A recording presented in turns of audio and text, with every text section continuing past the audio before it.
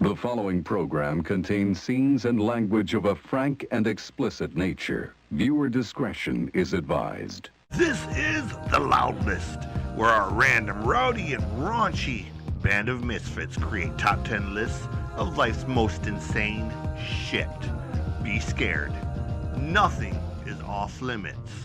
So congratulations. You just made the list! I'm the music god CJ playing. This is the Loud List. You know what we do here? We bring you top 10 lists that rock. This week, over here, there, up, down, wherever he is on your screen, or if you're listening to the audio section, wherever you hear the voice, it is Mr. Jeremy Bryant, longtime collaborator.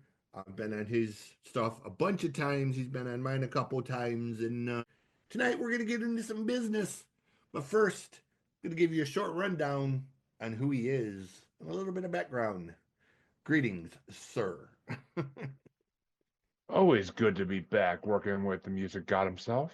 And yes, I am Jeremy Bryant. You can find me on Paranormally Normal, Maniacal Music Musings, or The Asylum with Harley and Joker. I can be found a lot of places and guesting on random shows here and there. Yes. I always have lots of fun with the stuff you come up with because sometimes it's really fun and sometimes it's really frustrating that stuff that I believe should be on the list isn't on there. But, you know, it's just all part of the nature. Blame the rankings. Don't blame me. I don't make these things up. Well, we are going to do a few brackets on here. This is going to remain probably 95% top 10 list, but just to break up the monotony and to have some fun, I do have a few brackets that I'm going to throw into the mix for this. And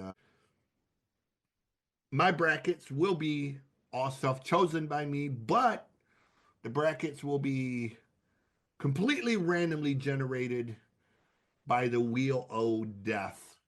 I'll just input what I believe to be the best of said categories, and we'll let the Wheel of Chaos decide who goes against who for the first round, and then from there take off. Tonight we're doing the top 10 greatest Nicolas Cage movies. These are our opinions and our opinions only. Going into this, I did not realize that Nicolas Cage had done 100+ movies. It's ridiculous. I mean, he's one of the hardest working actors in Hollywood to this day. I knew he had done a lot of movies, but I didn't know it was like 118 some movies. He's got 3 movies coming out this year, for God's sake. Yeah, so I was kind of like, okay, well, we're just going to run through this list real quick. I'm going to choose the 10 that I think are the best. And I almost guarantee our lists are going to be 100% different. Probably.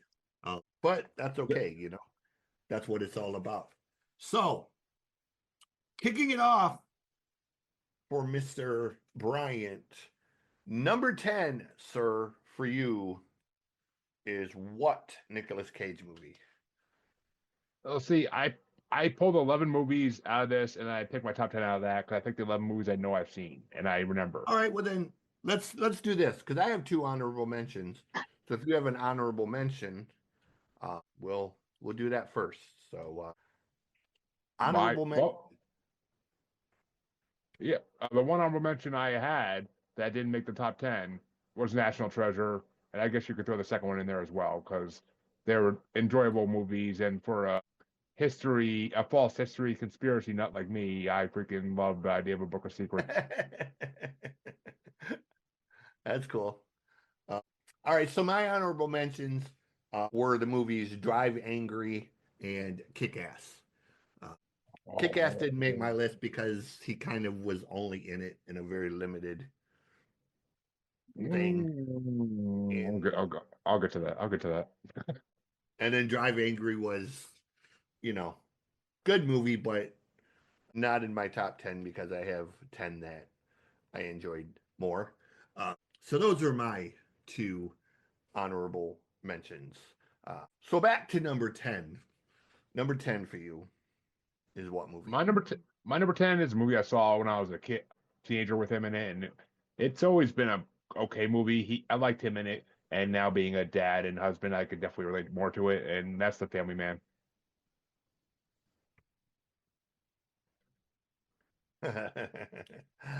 That is one I have not seen.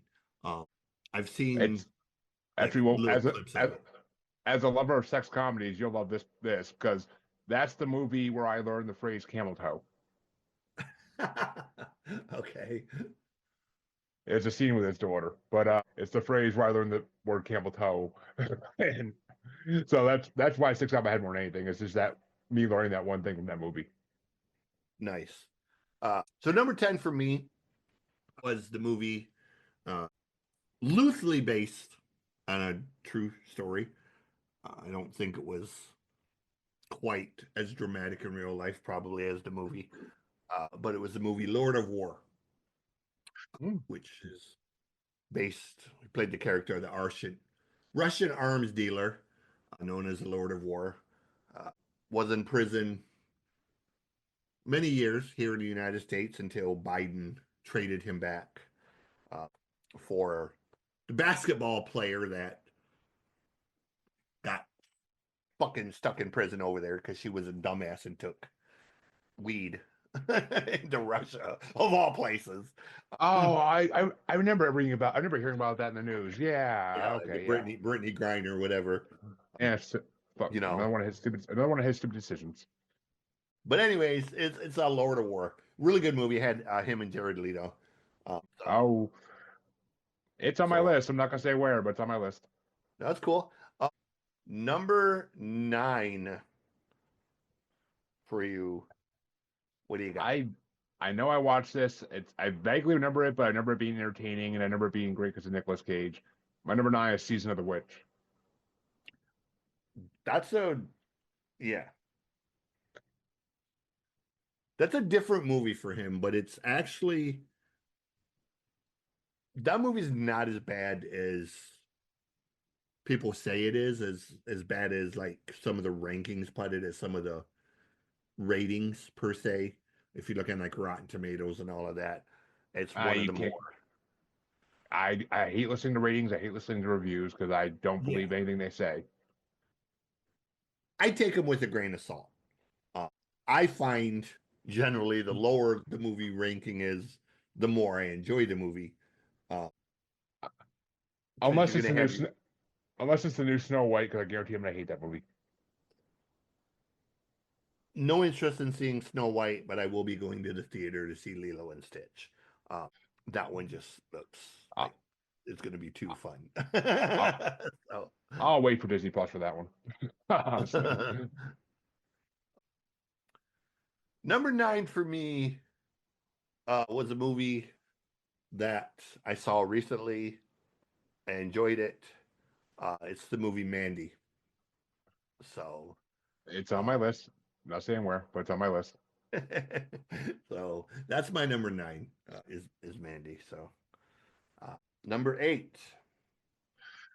Well, I don't need to go into it too much, but my number 8 was Lord of War because I saw it when it first came out on Max or HBO, whatever the hell the channel was that was on back then, and I actually enjoyed it. Like it was not the type of movie I ever would think I would watch back then, but it was actually really enjoyable. And watching Nicolas Cage get drunk and fuck random African women was entertaining to a teenager. I like the fact that, like I said, it's loosely based on a true story.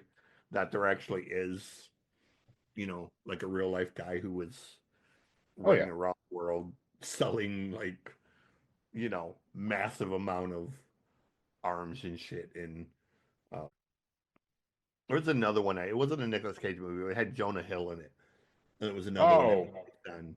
I I know which one you're talking about and I've seen it, but I can't remember what the hell it's called. They were buying they were buying arms off like the government auction sites and shit, or getting government contracts and shit, and like making billions of dollars off of like selling Ah, fucking I Or forget what the hell it's called. I know I've seen it. yeah. I find myself liking anything Jonah Hill is in because Jonah has this ability to be like really dramatic and really funny at the same time. Like, His sarcastic humor, like yeah. he makes Superbad as good as it is. It's just his fucking comments the whole time. And Accepted is another one. Like he's Mm. so good in Accepted. Uh, Look at he my wiener. yeah, Fucking love you it. know, yeah. That's what I'm saying. Like he can take like just you know, uh, and then of course 22 Jump Street where he sleeps with the Oh, captain's daughter. He's like, that's one of the best things. Oh you're gonna shit! you're Oh gonna wake him shit! up. You're gonna wake him up. Oh, when Channing Tatum is running throughout the whole fucking precinct, like Yeah. he fucked He's the like, captain's oh shit. daughter. Oh shit. You fucked the captain's daughter. You fucked the Oh my god, captain's daughter. it's fucking hilarious. And I Ice Cube's like, every time he says that, that's another foot up your ass, right? All right, where are we at? Number 8. Number 8 for me, uh, probably a lot higher on most people's list. But there was a couple movies that bumped it. A couple newer movies that bumped it up a little bit. Number 8 for me is The Rock with Sean Connery, and I love that they. I know it. I don't think it's supposed to, but I love how there's a perfect tie-in with James Bond. yeah. There's this gap in Bond where he disappears in one movie and it's right around the same time he's supposedly put into Alcatraz and shit. So, there was this whole fan theory, and it actually matches up really well and makes a lot of sense. So, I love how they kind of lead into that theory a little bit. I have actually never seen The Rock. It was see that's the big difference between our list is generations because I was a kid when that movie came out and it was not that movie I would ever be interested in as a kid, and I just never got around to watching it as an adult. Like I know of it. I fucking know of it because of Sean Connery, but like I just never had a chance to watch it. So, what are you saying? I'm old? The gray hair and gray beard kind of say it for you, buddy. I'm sure mine will be there in about 10, 15 years too, but it kind of speaks volumes. Hey, this is 6 kids, okay? I've earned Hmm. this gray Oh, hair. trust me, I got 3. That's why I said I'll be gray one day too. I already know it. That's It's already starting. It's already fucking starting. I have earned my gray hair, buddy. Oh fuck yeah. Man, the rain is coming down now. Woo. All right. All right. Number 7. Who do you got for what do you got for number 7? This is a sequel that he was in, You but made me spit up my drink. this is the sequel he was in, but it had to make the list because I love it. It almost is better than the first, but Ghost Rider: Spirit of Vengeance. I am as I'm pretty sure you know, and most people that know me know, I am a huge comic book nerd, and I as much as people want to hate on it, I think it's one of the best comic book adaptations they did is the 2 Ghost Rider movies. I think that Nicolas Cage was an amazing Johnny Blaze, and that he did a great job at it. He was the perfect age, Yeah. and he did a great job at the role. I don't care what anybody says. And Ghost Rider peeing out fire is the funniest thing in the fucking world. So Yeah, I have no problem with the Ghost Riders movie. Uh, but then again, this is coming from somebody who will still die on the hill that Dolph Lundgren did the best Punisher movie. So, uh, I like yeah. Thomas James better. I like Thomas Jane better, but that's me. Number 7 for me was one of your honorable mentions. It's the first National Treasure. I like that movie. I'm a massive history buff, so even though it was fantastical and you know whatnot, I'm all about a movie that stretches the truth. so to speak. Mm-hmm. Maybe that's why my fascination with Iron Eagle is the way it is, because, hey, 16-year-old kid steals an F-16, flies across the world, bombs a foreign air base, and rescues his dad. Totally believable. As bad as believable as War Games, but yeah. you know, in Top Gun and pretty much every Mission Impossible movie. But so National Treasure is my number 7. What do you got at number 6? Nicolas Cage did not have a huge role in this movie particularly, but I did love it. I watched it for a shark movie bracket I was doing, and my number 6 is USS Indianapolis, Man of Courage, or Men of Courage, because and it's actually funny because it also is based on a true historical account, and both my grandfathers were on that boat.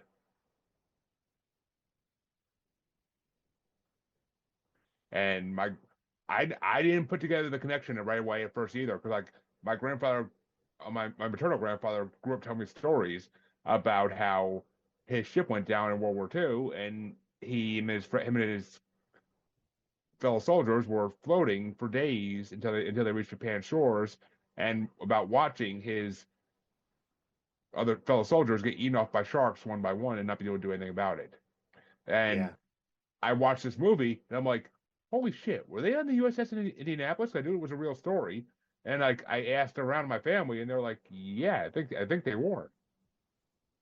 It's very possible. I mean, a lot of crazy shit happened. I don't know about World War One and Two so much as I've heard a lot of stories about Vietnam from my uncle and people that were there that seem very far fetched and fantastical, but the man has pictures to back it up. So, Oh, there's plenty of stories. Trust me, as a paranormal podcaster, there's plenty of stories in Vietnam with yeah, cryptids and giant animals and whatnot. So I mean, there's a lot of things that are possible that people don't think are possible. But yeah, USS Indianapolis, it's a really good movie. They do it really well, and Nicolas Cage plays the captain of the ship, but he has a very short-lived, not really a short-lived role, but he's just not in the movie much because there's a lot of big actors in the movie. But this movie didn't get the love it should have. I didn't watch it until a couple years ago for that shark movie bracket I was doing on my paranormal show, but. And it was a movie I never heard of, so I was like, "Oh, what the hell is this?" I'm like, It's gonna be some crappy like Sharknado type movie." And I watched it. And I was thoroughly impressed by how good it was. I mean, yeah, the shark part of it is very little compared to other shark movies, but it still should be counted because it's a major part. It's a major plot in the movie, and right. I like it. I'm not a military movie. I'm not a military movie fan, but this one actually I liked. It was a good movie. I like a good military movie if it's a good story. I So, They exactly, and that's the problem. Is a lot of them focus too much on the explosions and shooting people compared to actual story. So, right. right. Uh, Full Metal Jacket's been one of my favorite movies for as long as I can remember. not a fan. Not a Uh, fan. I finally also, watched it. Finally watched it. Not a fan. say Heartbreak Ridge is another one, but I like Heartbreak Ridge just because it's Clint Eastwood and you know. haven't seen. he's, Haven't seen that one. oh my God, you haven't seen Heartbreak Ridge? Oh, that's one of my favorite movies. I Clint Eastwood and Mario Van Peebles, just they're so great together. You know, Mario plays a sort of smart ass, and Eastwood is like the hard ass drill instructor at you know, but not so. Uh, Number 6 for me is one of the newer movies that sort of bumped some of the other stuff up. It was a Western movie he did. Uh, Focused a little bit more on the daughter than him throughout it, but it was a movie called The Old Way, and he plays the gunslinger who, tries to go straight, but they murder his wife, and then he teaches his daughter how to be an assassin like him. So, uh, yeah, you I'll know, have to I'll have to look for that one. I never heard of that one, but it sounds fucking yeah, fascinating as shit. it's one of the newer ones. It's a western, uh, I love a good but western if they're done well. So this one is like he has the wife and the daughter, and he's like the you know the gunslinger, famous gunslinger, and he gets married, he goes straight, stops killing people, and then of course they want some bad guys wander through, rape and kill his wife, and of course, you know, that sets him back off, and the daughter, she's Of hell course. bent on revenge, so uh, he teaches her to All right. It get sounds her like my over. kind of movie, honestly. And Yeah. I mean, actually, I was just telling you before we went live that I just remade the Rotten Tomato horror bracket, and one of the things that pisses me off is they took Bonesaw Tomahawk off the freaking list for the top Oh, 32. I mean, I get it. It's not a top 32 material. It really isn't. But then again, some of the movies they add are not either. But right. it's just, it's, they took that off, and I was like, oh, come on. I love introducing people to that fucking movie. Like, That that is a movie is really so good good. movie. And, like Sid Haig's last fucking movie. Like, it's so good. All right, so number 6 for me is the old way. Number 5, what do you got at number 5? Once again, he has a small role in this movie, but I really like his portrayal of this character. And yes, we're going back to comics, but I like this portrayal of this character, and I look forward to the TV show coming out. Spider-Man Into the Spider-Verse. Him playing Spider-Man Noir was really well done. I love Spider-Man Noir in the one video game he was in, so I love that character. It's a really good combo character as well, and I can't wait. They're doing a limited series TV show on Disney Plus with him reprising that role in the cartoon, and I am Yeah. 100% down for it. That movie is, I mean, that movie's amazing. Everybody who is the comic book movies knows that, but his role as Spider-Man Noir was really well done. So, I haven't seen it, so I can't speak on it because oh, you'd love it. You'd love the yeah, I sarcastic humor. You'd love it. you know I don't do tons of comic book type stuff on occasion, maybe, but uh, yeah. Number 5 for me, I think pretty much everyone who's going to have this somewhere is Gone in 60 Seconds. Uh, Nope. you know, uh, love a good love a good car movie. Uh, not as dumb or ridiculous as the Fast and Furious movies.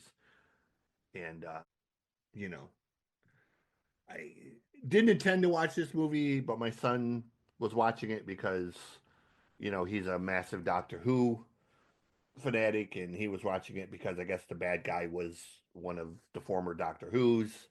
Uh, so I ended up watching it, and you know, so and I do like Delroy Lindo, so it was kind of a I cool. I'm not gonna lie. I've seen it. I could eat peach fuzz all day is one of the best fucking lines ever. But I mean, it just I'm not a car movie guy at all. Right. I despise Fast and the Furious movies, except for Hobbs and Shaw. That Hobbs and Shaw is the only good movie in that franchise. Uh, but I despise. I watched the first Fast and Furious, and I refuse to ever watch another one. So and well, that's because my brother watched the first one like 1,000 times when we were in high school. Right. But I just no, Gone 60 Seconds is just not that great a movie to me. I just can't get into it like everybody else does. Like I tried, I just can't. Which I'm Right. fine with that. Yeah. Number 4. What do you got at number 4? Well, you already mentioned it, but my number 4 is Mandy. Okay. I that when Dre from Masturbators did the first run of the top 100 Rotten Tomato horror movies, Mandy was on the list, so I watched it, and Nicolas Cage's fury in that movie is just fucking amazing. So I had to put it on my list. I love that movie. It's it's one of the only two newer movies he's done that's on my list, and I freaking love Mandy. It's just such a good movie. It's a good horror movie. Like it's Yeah. barely horror, but it's a good horror movie. Like It's a different kind of movie. Like it's more cerebral than it is like it's horror or anything. like you almost feel like you're on acid and you're in the movie when you're Yeah. watching it. Yeah, it's one of the 3 newer movies he's done that feel like they were like, you know, done while somebody was on an acid trip. Yeah. Probably Nick Cage. I mean, who the hell how do we know? But yeah. Number 4 for me was the movie that I sat down to watch. I really thought I wasn't gonna like it. I ended up liking it way more than I thought I would. Uh, it was the movie Pig. Uh, Mhm. I, I honestly, when I read the sort of log line, the premise of it, I was like, "This is gonna be a really dumb fucking movie." Uh, but I actually ended up liking it. I liked the way it was done. I liked the ending. You know, I dig the way that they told the story, and it was pretty cohesive. You know, when speaking about Nicolas Cage movies, storylines can be dicey at Yeah, best for some of them. yeah. So this was one of the more cohesive storylines that really, from beginning to end, made a lot of sense. That's I my have number. not. I have not seen Pig. I want to see Pig. I have not It's a seen it. good movie. I've been wanting to see it since it came out. I just haven't had a chance to watch it yet. It's a good movie. Number 3. What do you got it? Trace. Well, my number 3 is another horror movie he was in, and it's a newer one. And I watched it thinking it was gonna be the stupidest fucking thing in the world, but I enjoyed the shit out of it. My number 3 is Willy's Wonderland. The fact that he doesn't say a word the whole fucking movie, he just grunts and kills these animatronic demonic creatures is fucking brilliant. I enjoyed it so much, even though he didn't say one fucking word the whole movie. Say one of the other movies that was acid trip material. Well, I have not seen that. they basically said, how can we make Five Nights at Freddy's but make it better? Yeah, I haven't seen it yet. It is on my list to see very soon. So, you know, uh, number 3 for me, always a classic, always a fun time. All star cast. It's Con Air. Never seen it. Oh man, It's the same as The Rock.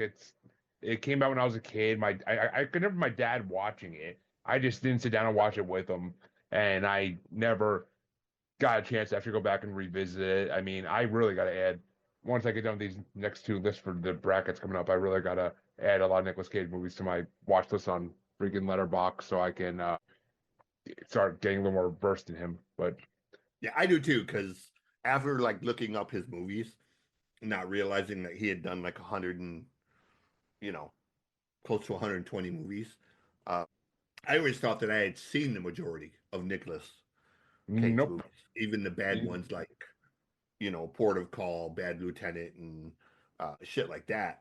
Um, I thought I had seen the majority of them and realized, man, I ain't seen even a third of his movies. So, He's been a um, lot. He's been a lot. He's been a fucking lot. yeah. So number 3 for me, Con Air. Number 2, what do you got at Dos? Number 2 is where the first movie has to come in, and it has to be Ghost Rider. It was my real introduction to Nick Cage, and because I didn't really know who he was before, like I knew of him, but I didn't really know who he was before he did that movie, and it was comic book, so I had to see it. I think I saw it in theaters, if I'm not mistaken, but it was just such an enjoyable trail of Johnny Blaze, and I freaking enjoyed the hell out of it.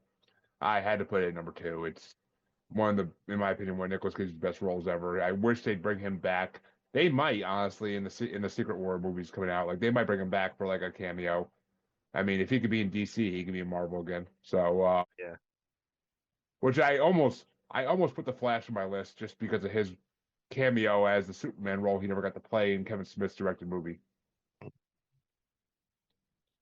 We won't get into that, but I will say I can't disagree with Ghost Rider because, hey, any movie with Sam Elliott is absolutely worth watching. So, Oh yeah, yeah, and that was also my introduction to Sam Elliott too.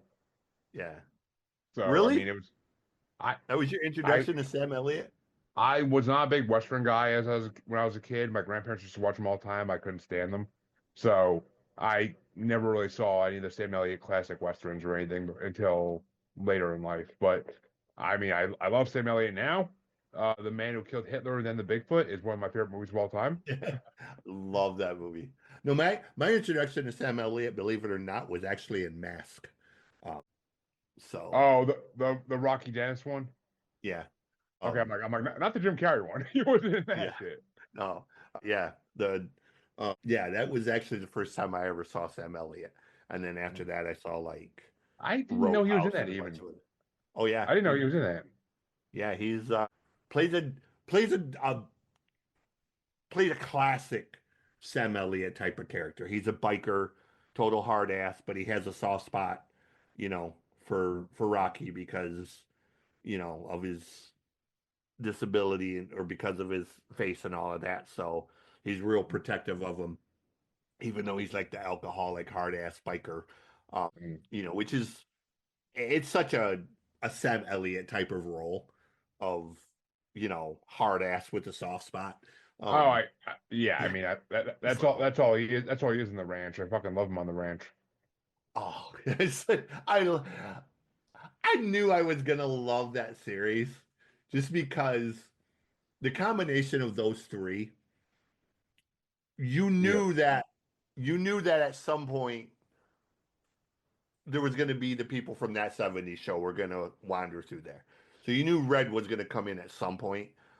But just those three, I knew right away that Sam was just gonna have so Yeah. much to work with between Ashton's stupidity and Danny's sort of Sarcastic smart assholeness. Yeah. alecky ass, you knew Sam was going to have classic lines, Comeback and on. Oh God. just Yeah. Me. he delivers them so perfectly, man. Like he I mean, just, it does. It's yeah, perfect. All and I mean, I didn't get into it until it was basically over, but yeah, I binged the shit out of that show, and my wife was watching it a while like a year ago too or so, and I was rewatching it with her, and I fucking love that show. I mean, I thought when Rooster left the show, I was gonna be all fucking pissed when Danny like got rid of the show, but it actually went pretty well with yeah. Jack Shepard playing like that role. It went pretty well. So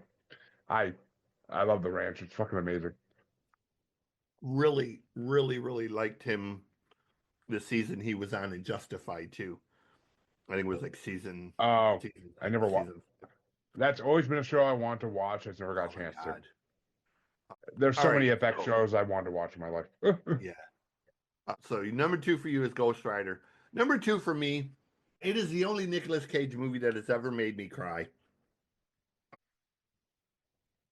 Probably, I don't know if he won any awards for this, but he absolutely should have won so many awards.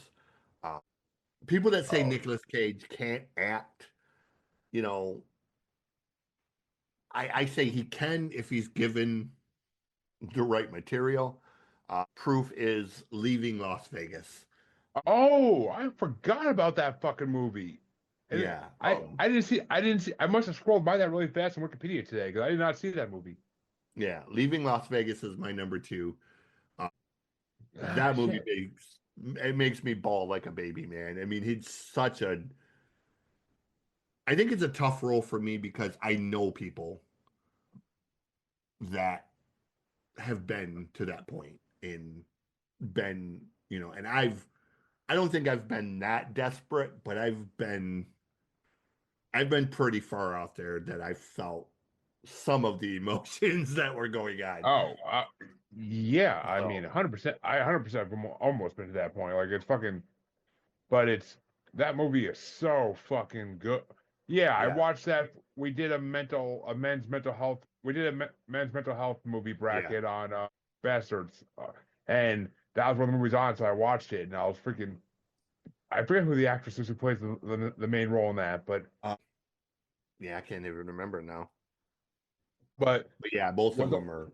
what those guys do to her in a hotel room in the end of the movie. Oh my god, like that scene had me at the end of my seat, like, oh, are you fucking kidding me?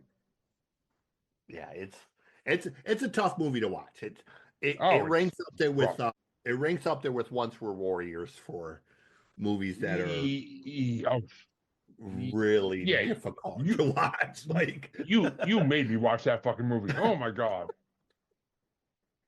Dude, I mean, I love that movie. it's a good movie. I love It's a that fucking movie. great movie. I love that movie, not so much for the content, but for the content. It's just an Yeah, unflinching look at what reality. what domestic violence and alcoholism does. And I know it's hard to watch, and I that's why I always warn people, like, Eh. if you watch this movie, be warned that if you have any background with domestic violence or alcoholism, you're going to be triggered like a motherfucker. Uh, you know, and I did in one of my classes for my degree, I did a PowerPoint on it, and the teacher hadn't seen it, so she sat and watched it, and she wrote me an email, and she's like, dude, she's like, that made me cry harder than I've ever cried. She's like, I had goosebumps.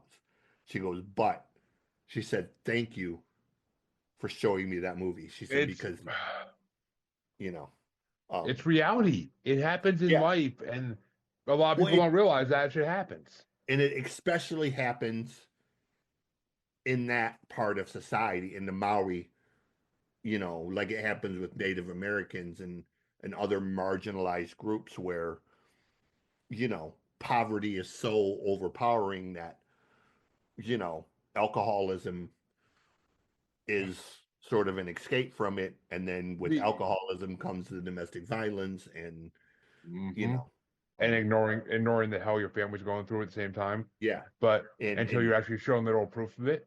But yeah. it's And Timo, man, he just, I mean, I know most people are going to know him for playing, I guess, what, Boba Fett or Django. Django. I know most Well, people are going to know him for J- that. Django Fett and every clone trooper. Okay. So I know most people are going to know him for that, but man, playing Jake in that movie, man, that just, Oh, boy, it's he 100% he different leaned into role. that so fucking hard, man. It's like, holy shit, bro. Like, Uh, it's it's it it's a it brutal movie. I I I ain't gonna fucking lie for my manliness. I was in fucking tears at parts of that movie. Yeah, Like it yeah. fit, but I mean, and the one thing it did teach us is that Django Fett can't sing for shit. But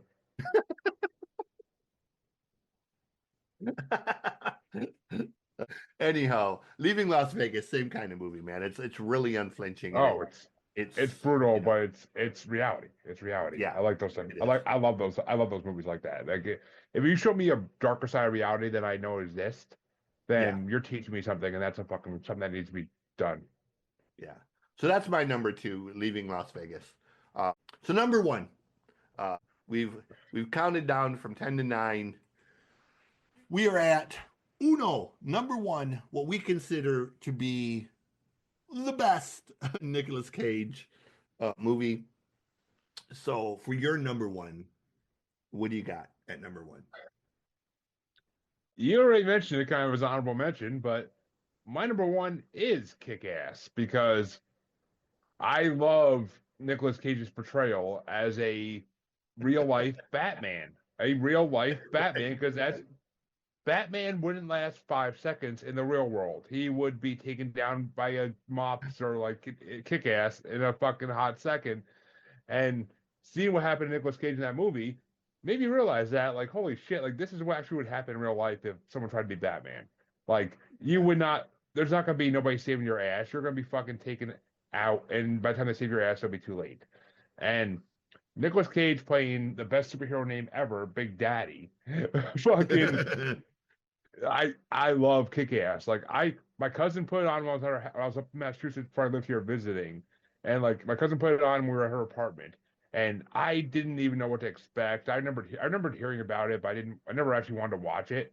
But I watched it, and I was so amazed by how good this movie was that yeah, I had to go home and show my best friend when I got home like this movie, and he was like, "Oh my god!" He's like this, like he thought it was the stupidest thing in the world too. And the opening scene changed his mind, like when the mentally handicapped person climbs the tower and jumps off and thinking he could fly, and then fucking kick-ass narrates like, yeah, that's not me. That's just someone who escaped from a mental hospital. Like he's fucking That movie is perfect. That movie is perfect in every aspect. I got to rewatch that. It's been a long time, And but everyone in that movie went on to do like really great stuff. Chloe is doing great stuff. Aaron, it's hard to believe, like seeing Aaron now, like watching him in Craven the Hunter, and then thinking back, like, holy shit, that's the same little scrawny, oh, geeky dude I from Kick-Ass. that just came on Netflix. I have to watch it. I have not seen Yeah. it yet. But I'm just saying, like, to see him now and think back, like that's the same like sort of scrawny dude from Kick-Ass. Like, man, he has put on muscle and weight in like all of the Oh, right ways. And I didn't know it was him even. Holy shit! yeah, so As yeah, Craven? As Craven? yeah, yeah. So No. the Oh, dude playing Craven is what's his is the kid from I Kick-Ass. don't know his name even, but yeah, Yeah, oh my God, I now want to watch the movie even more because that's fucking incredible. yeah. But I mean, he's had a few roles where he's played the sort of tough guy now, and very believable, man. Like he's I would have when I saw Kick Ass. I know it's very tongue in cheek, and I know it's very spoofy in a way of what it can't be, what it's supposed to be. But I would have never put him on my list of like future action stars per se. well, I would it's have just had him. funny. It's funny. I mean, yeah, that's definitely like something about him that's hilarious. But the funniest thing in that movie to me is you have both Quicksilvers in the same movie as best friends. Oh yeah, because he was Quicksilver too in WandaVision. Yeah, I think he was. So I said he's Yeah, played a few action things now, and he's very very good at it. But I would have imagined him playing more like Jonah Hill type characters. Like more the yeah. comedic comedy type stuff. But I love Kick-Ass. As soon as I thought Nicolas Cage, that was Yeah, the first movie I thought of where I'm like, I love his role. Like, I like both of them. I think both of them are really really well done. which is why I could see myself like in that the old white movie you mentioned because Yeah, that's the same kind of role Nicolas Cage has in Kick-Ass where he's teaching his daughter basically how to be an assassin and like it's fucking yeah, the same type of role and it's fucking he does such a good job at yeah. like I almost wish I watched that movie where the guy plays the hitman trains the girl to be a hitman. There's a few of them. It's it was in the I've, mental health bracket. It was in the mental health bracket too. I forget what the hell it's called, Stallone but had one. Stallone had one. it Um, was this with guy Natalie is some Portman. this guy is somewhat famous, but he's not famous. Like fuck, no, okay, Not sure. no, it's gonna piss Oh, me off. I got. Oh my god, it's gonna piss me off. But yeah, it's yeah, the old way is he plays more of a like an Eastwood type of character. Leon the Professional. Okay, yeah. I was Like gonna say there most was Leon. There was the one that Stallone did with Natalie Portman. There was no Leon the one called Professional. Chocolate. Yeah, Uh, I've seen Chocolate, I think, but Leon the Professional, like I never watched the yeah, movie until like the last year, and that that's movie the was one that has so good. Jan Reno in it. Yeah, it was such a good movie, and like Yeah, I love. I mean, it's that wolf and cub like yeah. natural storyline.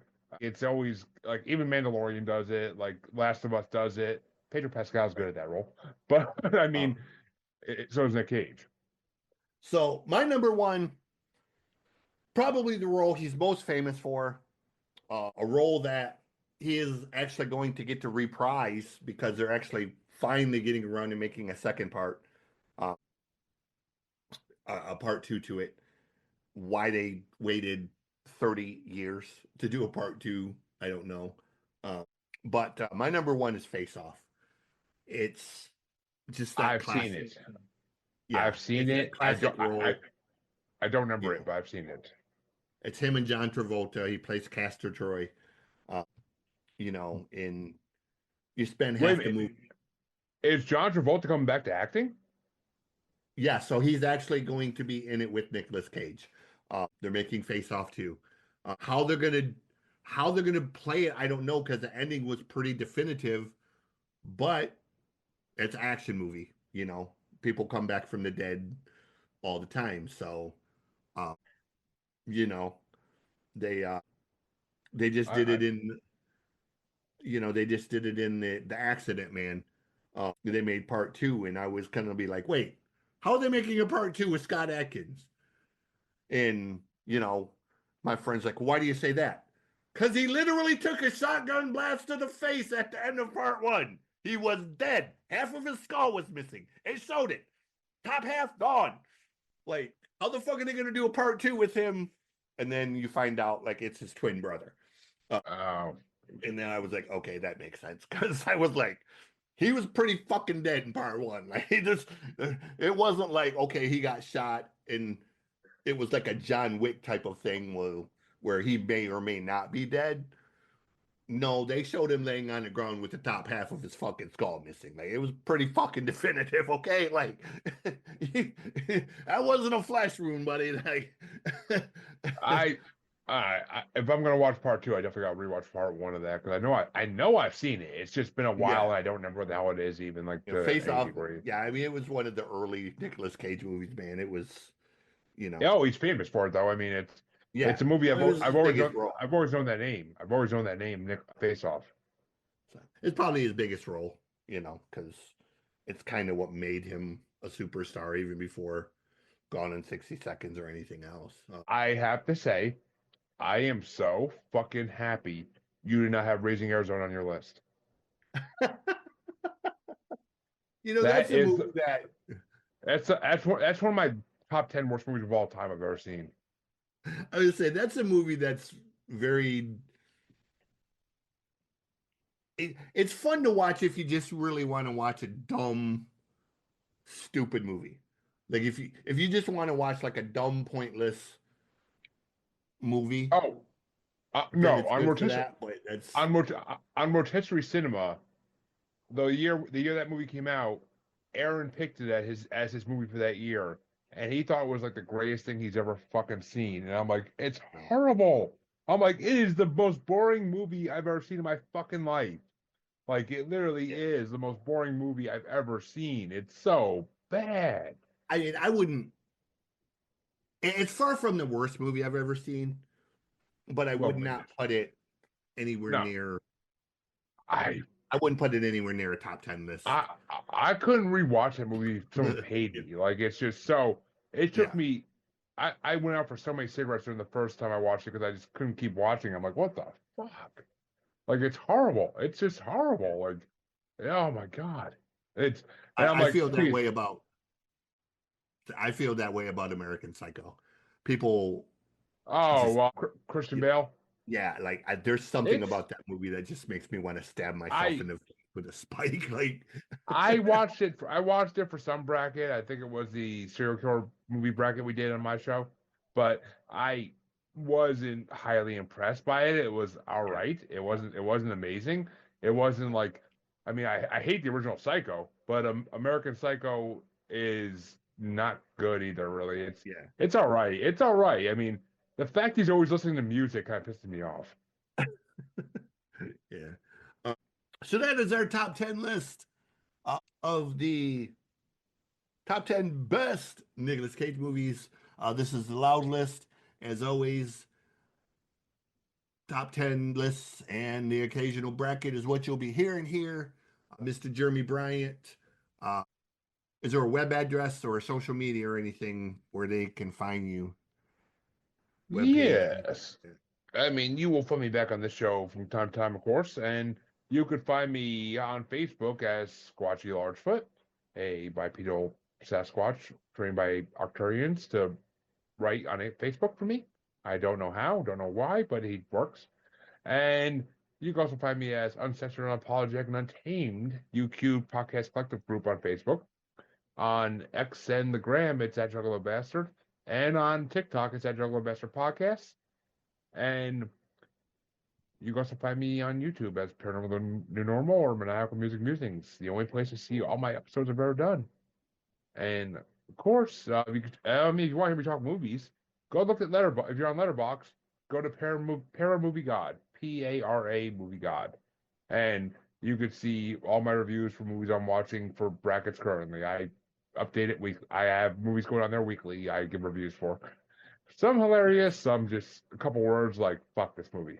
But, oh, and I mean, we do horror movies, so there's a lot of "fuck this movie." But yes, those are all the places you can find me. Nice. I'm gonna have to add you on Letterboxd then because I have one, but I haven't done much with it, and I need to. I started doing Letterboxd when we started doing horror movie brackets on my show, and I wanted a way to keep track of things and actually remember what I thought about movies that I had watched like a couple months before I did the bracket. So I'm like, I looked for something that worked, and Letterboxd was out there, so I was like, all right, let's use it. And I mean, I like it. It actually tells me how many movies I watch a year, which is I watch like 200 to 300 movies a year, so that's pretty impressive. So I'm like, Nice. shit, I like knowing how many movies I watch a year.